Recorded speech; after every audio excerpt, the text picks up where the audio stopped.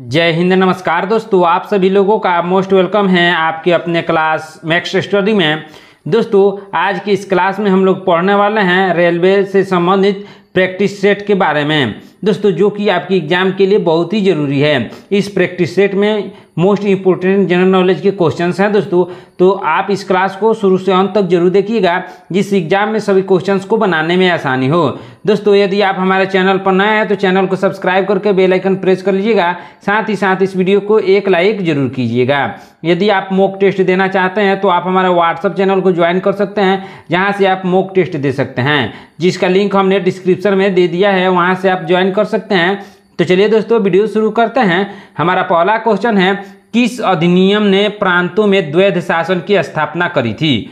दोस्तों प्रांतों में द्वैध शासन की स्थापना करी थी भारतीय सरकार अधिनियम 1919। कौन सा अधिनियम दोस्तों? भारत सरकार अधिनियम 1919। ऑप्शन नंबर ए इसका सही आंसर होगा। चलिए नेक्स्ट क्वेश्चन देखते हैं दोस्तों, ध्यान दीजिएगा। सम्राट अशोक का यह कथन कि सभी मनुष्य मेरी संतान हैं, उनकी किस अभिलेख से मिला है? दोस्तों किस अभिलेख से मिला है? प्रथम पृथक शिलालेख से। किसे? प्रथम पृथक शिलालेख से मिला है। ऑप्शन नंबर ए इसका सही आंसर होगा। चलिए नेक्स्ट क्वेश्चन देखते हैं दोस्तों, ध्यान दीजिएगा।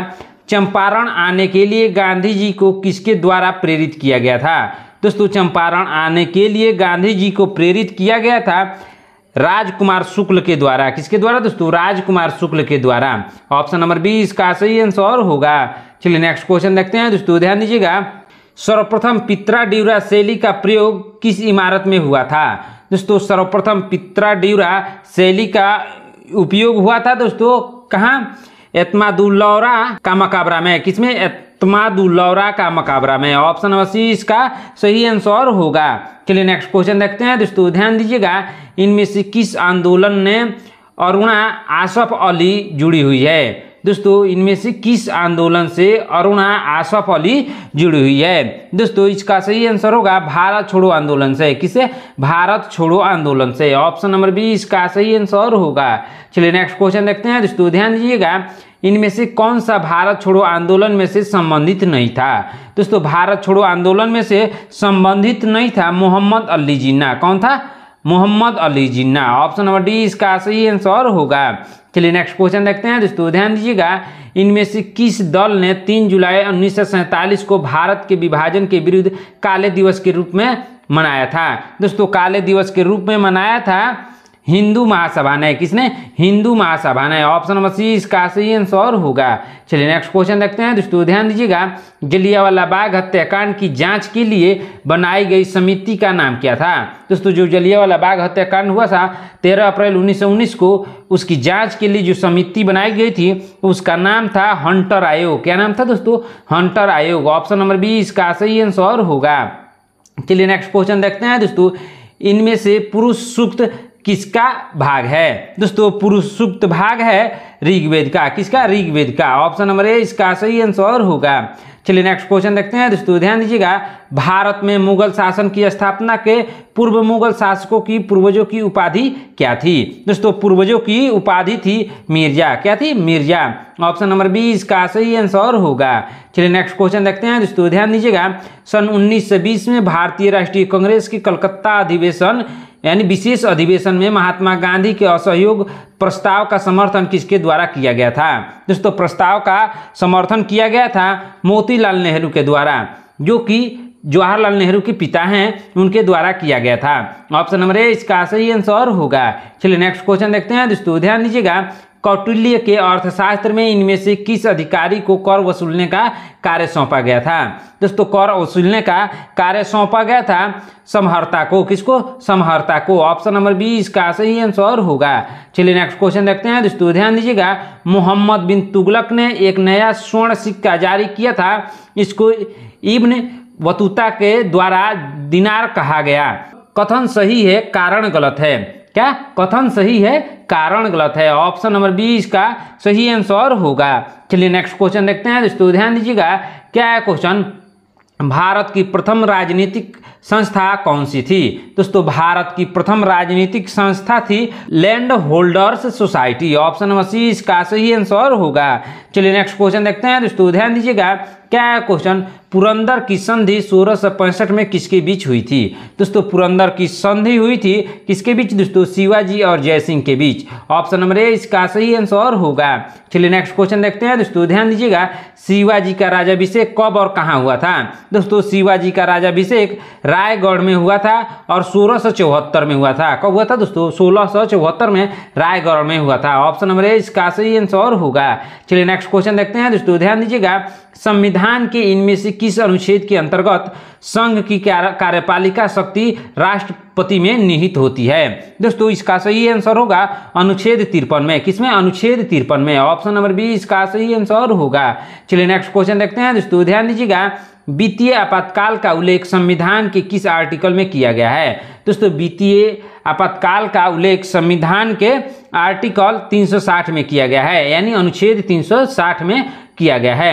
ऑप्शन नंबर सी इसका सही आंसर होगा। चलिए नेक्स्ट क्वेश्चन देखते हैं दोस्तों, ध्यान दीजिएगा, भारत के राष्ट्रपति को महाभियोग द्वारा हटाने की प्रक्रिया में इनमें से किस आर्टिकल के अंदर है। दोस्तों राष्ट्रपति को हटाने का आर्टिकल है दोस्तों क्या है, अनुच्छेद 61 के द्वारा हटाया जा सकता है। ऑप्शन नंबर बी इसका सही आंसर होगा। चलिए नेक्स्ट क्वेश्चन देखते हैं दोस्तों, ध्यान दीजिएगा, इनमें से कौन सा भारत के राष्ट्रपति के निर्वाचक गण का 2 भाग है किंतु महाभियोग अधिकरण का भाग नहीं है। दोस्तों इसका सही आंसर होगा राज्य की विधानसभाएं। क्या है, राज्य की विधानसभाएं। ऑप्शन नंबर डी इसका सही आंसर होगा।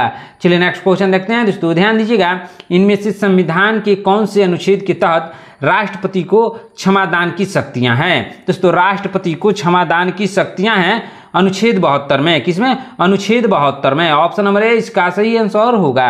चलिए नेक्स्ट क्वेश्चन देखते हैं दोस्तों, ध्यान दीजिएगा, इनमें से कौन से अनुच्छेद के तहत उपराष्ट्रपति की शपथ का उल्लेख है। दोस्तों उपराष्ट्रपति का शपथ का उल्लेख है अनुच्छेद 69 में। किसमें, अनुच्छेद 69 में। ऑप्शन नंबर सी इसका सही आंसर होगा। चलिए नेक्स्ट क्वेश्चन देखते हैं दोस्तों, इनमें से कौन राष्ट्रपति के निर्वाचन में भाग लेते हैं परंतु उपराष्ट्रपति के चुनाव में भाग नहीं लेते हैं। दोस्तों उपराष्ट्रपति के चुनाव में भाग नहीं लेते हैं राज्य विधानसभाओं के सदस्य।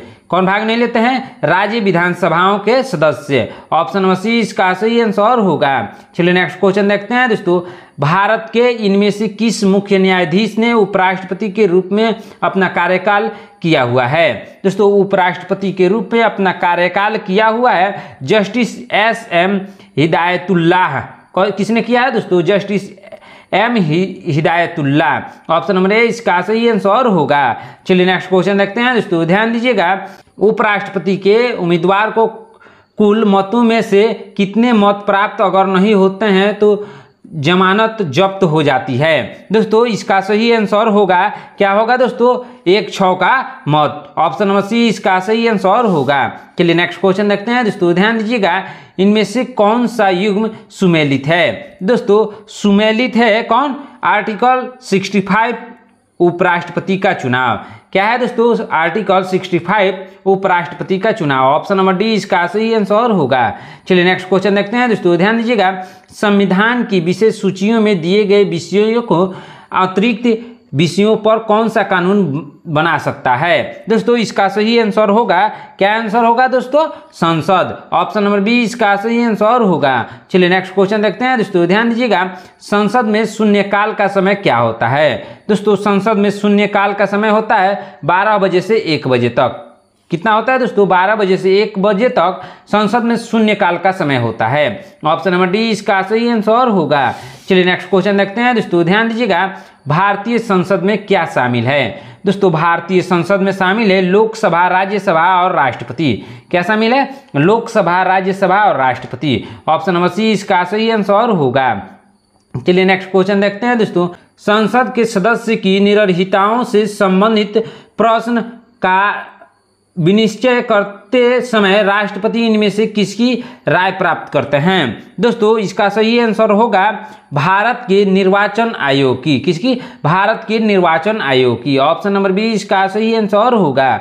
चलिए नेक्स्ट क्वेश्चन देखते हैं दोस्तों, ध्यान दीजिएगा, इनमें से संविधान का कौन सा भाग संसद के गठन, संरचना, अवधि इत्यादि का वर्णन करता है। दोस्तों इसका सही आंसर होगा भाग 5 में। किसमें, भाग 5 में। ऑप्शन नंबर सी इसका सही आंसर होगा। चलिए नेक्स्ट क्वेश्चन देखते हैं दोस्तों। भारतीय संसद की लोक लेखा समिति के अध्यक्ष की नियुक्ति कौन करता है? दोस्तों भारतीय संसद की लोक लेखा समिति के अध्यक्ष की नियुक्ति करता है लोकसभा स्पीकर। कौन करता है? लोकसभा स्पीकर करता है। ऑप्शन नंबर सी इसका सही आंसर होगा। चलिए नेक्स्ट क्वेश्चन देखते हैं दोस्तों, ध्यान दीजिएगा। इनमें से किसको अपने कर्तव्यों के पालन में भारत के राज्य क्षेत्र में सभी न्यायों में सुनवाई का अधिकार है? दोस्तों इसका सही आंसर होगा, क्या होगा दोस्तों? Attorney general. Option number C इसका सही आंसर होगा। चलिए नेक्स्ट क्वेश्चन देखते हैं दोस्तों, ध्यान दीजिएगा। भारत के उच्चतम न्यायालय के न्यायाधीशों की वर्तमान संख्या कितनी है? दोस्तों भारत के उच्चतम न्यायालय के न्यायाधीशों की वर्तमान संख्या है 34। कितनी है दोस्तों? 34 है। ऑप्शन नंबर डी इसका सही आंसर होगा। चलिए नेक्स्ट क्वेश्चन देखते हैं दोस्तों, ध्यान दीजिएगा। उच्चतम न्यायालय में न्यायाधीशों की संख्या में से वृद्धि करने की शक्ति किसके पास है? दोस्तों वृद्धि करने की शक्ति है किसके पास दोस्तों? संसद के पास। ऑप्शन नंबर बी इसका सही आंसर होगा। चलिए नेक्स्ट क्वेश्चन देखते हैं दोस्तों, ध्यान दीजिएगा। सर्वोच्च न्यायालय में शतार्थ न्यायाधीशों की नियुक्ति होती है जब न्यायालय के किसी सत्र के लिए न्यायाधीशों का कोरम पूरा नहीं हो पाता है तब। ऑप्शन नंबर सी इसका सही आंसर होगा। चलिए नेक्स्ट क्वेश्चन देखते हैं दोस्तों, ध्यान दीजिएगा। क्या है क्वेश्चन? बहुत ही इंपॉर्टेंट क्वेश्चन है। संविधान में संशोधन की प्रक्रिया का उल्लेख आपका कहाँ पर है? दोस्तों संविधान में संशोधन की प्रक्रिया का उल्लेख कहाँ पर है दोस्तों? अनुच्छेद 368 में। कहाँ? अनुच्छेद 368 में। ऑप्शन नंबर ए इसका सही आंसर होगा। चलिए नेक्स्ट क्वेश्चन देखते हैं दोस्तों, ध्यान दीजिएगा। भारतीय संविधान में संविधान संशोधन के कितने प्रकार का वर्णन किया गया है? दोस्तों भारतीय संविधान में संविधान संशोधन के लिए कितने प्रकार का वर्णन किया गया है? दोस्तों इसका सही आंसर होगा 3 प्रकार का वर्णन किया गया है। ऑप्शन नंबर बी इसका सही आंसर होगा। चलिए नेक्स्ट क्वेश्चन देखते हैं दोस्तों, ध्यान दीजिएगा। इनमें से कौन से परीक्षण में से यह निर्धारित किया गया है कि संसद संविधान के प्रावधानों में संशोधन नहीं कर सकती लेकिन आधारभूत संरचना में संशोधन नहीं किया जा सकता? दोस्तों इसका सही आंसर होगा, क्या होगा? Kesavananda Bharati case. Option number B इसका सही आंसर होगा। चलिए नेक्स्ट क्वेश्चन देखते हैं दोस्तों, ध्यान दीजिएगा। संविधान संशोधन विधेयक पर राष्ट्रपति द्वारा स्वीकृति देने की बाध्यता संबंधित प्रावधान कौन से संविधान संशोधन अधिनियम द्वारा किया गया था? दोस्तों कौन से अधिनियम द्वारा? दोस्तों इसका सही आंसर होगा 24वां संशोधन 1971। ऑप्शन नंबर ए इसका सही आंसर होगा। चलिए नेक्स्ट क्वेश्चन देखते हैं दोस्तों, ध्यान दीजिएगा। पृथ्वी को अपने अक्ष में 1 डिग्री घूमने में कितना समय लगता है? दोस्तों पृथ्वी को अपने अक्ष पर 1 डिग्री घूमने में समय लगता है 4 मिनट का समय लगता है। ऑप्शन नंबर डी इसका सही आंसर होगा। चलिए नेक्स्ट क्वेश्चन देखते हैं दोस्तों, ध्यान दीजिएगा। भारत के किस देशांतर रेखा के स्थानीय समय को भारत की मानक समय रेखा कहा जाता है? दोस्तों भारत की मानक समय रेखा कहा जाता है 82.5 डिग्री पूर्व। ऑप्शन नंबर बी इसका सही आंसर होगा। चलिए नेक्स्ट क्वेश्चन देखते हैं दोस्तों, ध्यान दीजिएगा। देशांतर रेखाओं के बीच की दूरी को क्या कहा जाता है? दोस्तों देशांतर रेखाओं के बीच की दूरी को कहा जाता है गोर। क्या कहा जाता है? गोर। ऑप्शन नंबर बी इसका सही आंसर होगा। चलिए नेक्स्ट क्वेश्चन देखते हैं दोस्तों, ध्यान दीजिएगा। कुल अक्षांशीय वृत्तों की संख्या कितनी है? दोस्तों कुल अक्षांशीय वृत्तों की संख्या है 179। कितनी है दोस्तों? 179। ऑप्शन नंबर बी इसका सही आंसर होगा। चलिए नेक्स्ट क्वेश्चन देखते हैं दोस्तों, ध्यान दीजिएगा। सूर्य मकर रेखा पर सीधा कब चमकता है? दोस्तों सूर्य मकर रेखा पर सीधा चमकता है 22 दिसंबर को। कब? 22 दिसंबर को। ऑप्शन नंबर सी इसका सही आंसर होगा। चलिए नेक्स्ट क्वेश्चन देखते हैं दोस्तों, ध्यान दीजिएगा। समस्त पृथ्वी के क्षेत्रफल का कितने प्रतिशत भाग उस पर जल है? दोस्तों कितना प्रतिशत जल है? दोस्तों 70.8% जल है। ऑप्शन नंबर ए इसका सही आंसर होगा। चलिए नेक्स्ट क्वेश्चन देखते हैं दोस्तों, ध्यान दीजिएगा। क्या है क्वेश्चन? इनमें से कौन सा महासागरीय गर्त प्रशांत महासागर में स्थित नहीं है? दोस्तों प्रशांत महासागर में स्थित नहीं है प्यूटोरिको गर्त। कौन सा गर्त दोस्तों? प्यूटोरिको गर्त। ऑप्शन नंबर बी इसका सही आंसर होगा। चलिए नेक्स्ट क्वेश्चन देखते हैं दोस्तों, ध्यान दीजिएगा। क्या है क्वेश्चन, इनमें से किस सागर की सीमाएं 3 महाद्वीपों से स्पर्श करती है। दोस्तों 3 महाद्वीपों से स्पर्श करती है भूमध्य सागर। ऑप्शन नंबर बी इसका सही आंसर होगा। चलिए नेक्स्ट क्वेश्चन देखते हैं दोस्तों, ध्यान दीजिएगा। राष्ट्रीय आय की गणना कैसे की जाती है। दोस्तों राष्ट्रीय आय की गणना की जाती है उपयुक्त सभी यानी उत्पादन विधि से, व्यय विधि से, आय विधि से। ऑप्शन नंबर डी इसका सही आंसर होगा। चलिए नेक्स्ट क्वेश्चन देखते हैं दोस्तों, इनमें से प्रति व्यक्ति आय क्या है। दोस्तों प्रति व्यक्ति आय है क्या है दोस्तों, राष्ट्रीय आय कुल जनसंख्या आय, यानी राष्ट्रीय आय बटा कुल जनसंख्या आय प्रति व्यक्ति आय है। ऑप्शन नंबर ए इसका सही आंसर होगा। चलिए नेक्स्ट क्वेश्चन देखते हैं दोस्तों, ध्यान दीजिएगा। मुद्रा की क्रय शक्ति में कमी आने को क्या कहा जाता है। दोस्तों मुद्रा की क्रय शक्ति में कमी आने को कहा जाता है मुद्रास्फीति। क्या कहा जाता है, मुद्रास्फीति। ऑप्शन नंबर ए इसका सही आंसर होगा।